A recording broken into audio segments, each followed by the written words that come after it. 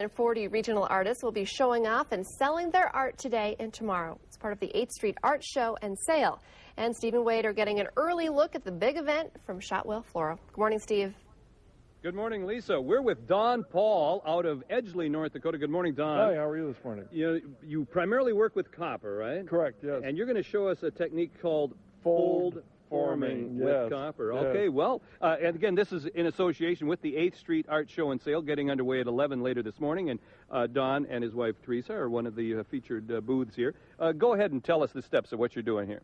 Fortunately, I'm going to make some bowls out of copper, which is a really old metal known to mankind for over 10,000 years. Copper, as everybody knows, is pretty soft, but in order to make it pliable enough for me to work with it, I have to anneal it, which will basically, I don't know if you can hear me over the noise, but it'll basically soften the metal and align all the molecules so they're sort of happy with each other. It's sort of like giving it a quaalude, if you remember quaalude. Okay, very good. You're a poet as well, Don. So this is annealing. Annealing it, yes. And you can see it's already turned red. Now you're a little dip in the water there. A little dip in the water there to cool it off so that I can work with it. And then what we're going to do to make a bowl, I don't know if you want to show any of these bowls. Each of these bowls has a crease down here, which is sort of like a dart or a tuck in fabric work. And that allows the sides to be pulled up so you can make a bowl out of something that's actually just a piece of round copper. So we're going to fold this up a little bit like a taco shell, and then we put it in the vise.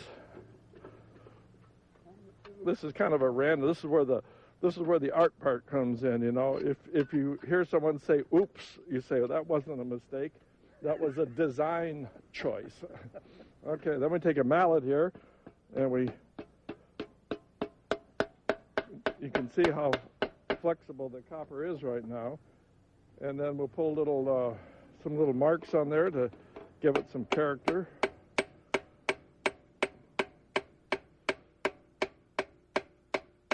Then if you get really wild one day, you can go the other way too, depending on your mood. Or you could put any pattern on there that you want. And then we open it up, and as you can see, it's already shortened up the size of the copper a bit.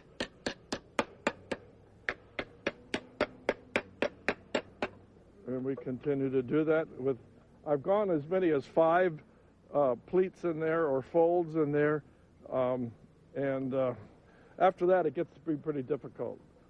You have to keep annealing it, but the nice thing is you can keep annealing it and it will soften up enough to work. And you can see I'm working without gloves. And the edge of the copper I've smoothed off, and it's really a fun metal to work with because it's very seldom I cut myself. Now I will probably cut myself, as they say. How long have you been doing this, Don? Just about a year now. I went to Calgary. The man who came up with this, Charles Lutenbrain, teaches this up in Calgary at the Alberta College of Art and Design. Very good.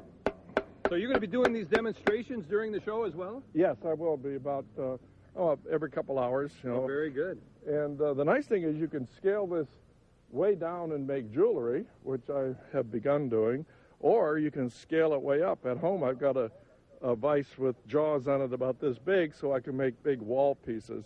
So you can run from the micro to the macro.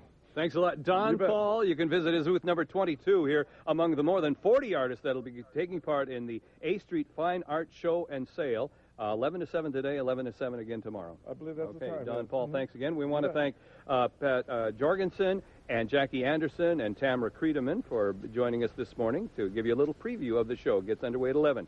So that's going to do it for Wade, Mr. Fine Art Iverson. For the Valley Today, I'm Steve Poitras. All right, thank you, Steve. Well,